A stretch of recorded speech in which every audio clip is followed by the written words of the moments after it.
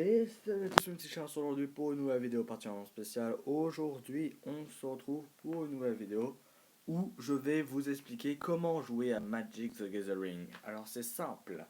Tout simplement, il y a 5 types de mana.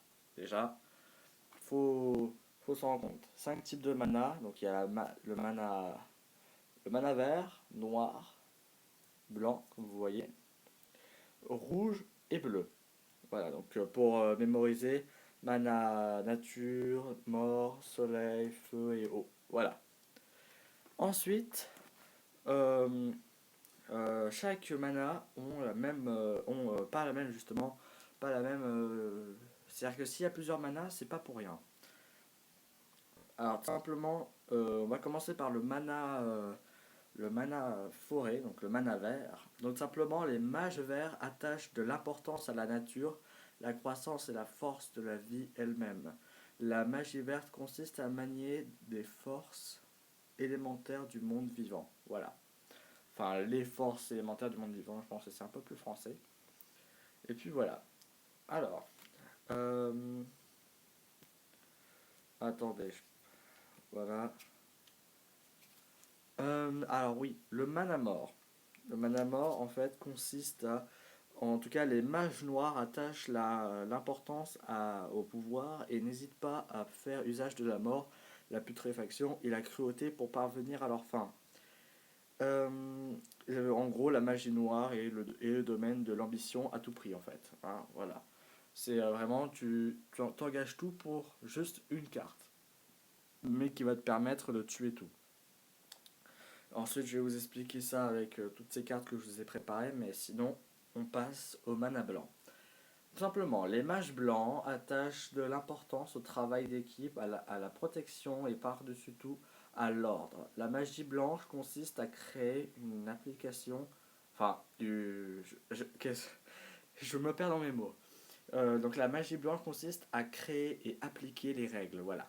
Simplement, c'est ça que je voulais dire. Donc, rien à voir avec les applications. Hein. Rien à voir. Ah oui, pour ceux qui ne savent pas, c'est un terrain. Bon, là, c'est un terrain de base, mais c'est un terrain. Il faut savoir que là, c'est forêt, là, c'est marais, là, c'est plaine, montagne et île. Ce sera toujours la même chose, hein, pour précision. Alors, le mana feu. Alors, les manas rouges, donc les mages rouges attachent de l'importance à la liberté et à la passion. La magie rouge consiste à agir et obtenir des résultats souvent dans le chaos et la destruction. Voilà, c'est à peu près, ça rejoint un peu la mort. En tout cas, c'est d'abord le rouge et ensuite on a la mort. Tu vois, franchement, ces deux-là, c'est bien parti pour des decks. Alors, pour le dernier, le mana bleu. Donc les mages bleus attachent de l'importance à l'intellect. Ils s'épanouissent dans le contrôle de leur environnement et en ayant un coup d'avance sur leur adversaire. La magie bleue consiste à neutraliser les forces adverses grâce à leur grand savoir. Donc voilà. Et on va exprimer ça plus tard dans la vidéo. Alors, déjà, faut savoir des petits trucs, c'est que donc il y a 5 types de mana tout simplement. Vous commencez par 20 points de vie. Donc si tu perds 20 points de vie, t'as perdu la partie. Mais tout simplement, il y a d'autres types de mana. Il y a ceux-là. Alors ceux-là, c'est exactement pareil. Il y en a pour chaque type. Hein. Mais ceux-là, il n'y a rien de différent. C'est juste qu'il y a des images un peu plus stylées. Ceux-là, celui-là, en fait, il consiste, en fait, le mémorial de guerre arrive sur le champ de bataille engagé. Donc engagé, c'est comme ça, mais je vous expliquerai pourquoi. Euh, il faut ajouter un mana feu. Donc simplement, si tu utilises, on utilise en mettant un mana feu, tout simplement, et sacrifier le mémorial de guerre, détruisez le terrain ciblé. Donc, mais par contre, il faut un mana feu et 4 terrains. Voilà, c'est juste ça. Donc, bon, je peux pas zoomer, mais bon, ça, c'est pas un problème. Euh, donc voilà. Donc je vous expliquerai plus tard qu'est-ce que ça signifie. Et il y a un dernier type de mana, c'est celui-là. Celui-là, c'est la même chose que celui-là, sauf qu'il est un peu plus amélioré. Il y a différents types de mana, bien évidemment, il n'y a pas que ces deux cartes-là. Mais lui, c'est par exemple, il arrive sur le champ de bataille engagé, ça c'est logique. Ajouter un mana eau, donc, attends, eau ou feu à votre réserve. Donc voilà. La réserve, je vais vous expliquer plus tard ce que c'est, hein. Et là, il y a un petit truc, mais ça sert à rien. Bon, j'espère que vous avez compris à peu près ça. Donc si vous comprenez ça, déjà, vous connaissez la base de Magic.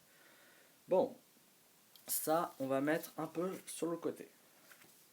On va quand même éparpiller ça. Tac, voilà. Et ça, on met un peu plus par là. Et on met place aux cartes un peu plus complexes. Et là, ça commence à être intéressant. Déjà, il faut que vous sachiez un truc. C'est par exemple, je vais prendre une carte au hasard. Je vais prendre ça, cette carte-là. Si, alors, il a des effets, certes.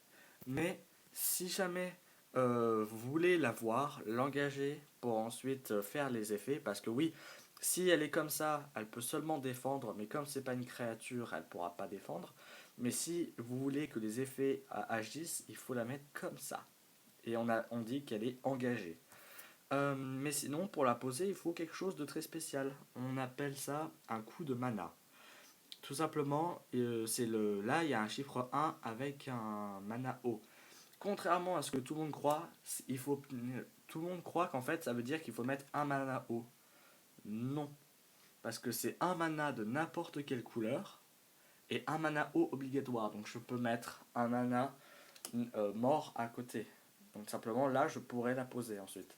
Vous l'engagez ça et vous la posez comme ça. Quand vous la posez, donc dès le premier tour, eh ben, vous ne pouvez pas directement l'engager. Sauf par exemple, l'enchantement, non, vous pouvez pas. Mais les éphémères, vous pouvez. C'est les seuls que vous pouvez engager dès le départ. Les éphémères, vous pouvez.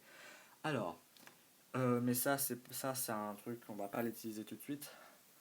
Ah oui, alors ce que je voulais dire aussi, avant d'engager le sujet suivant, c'est que chaque mana qu'on a vu, eh ben, c'est possible de le retrouver dans n'importe quelle carte.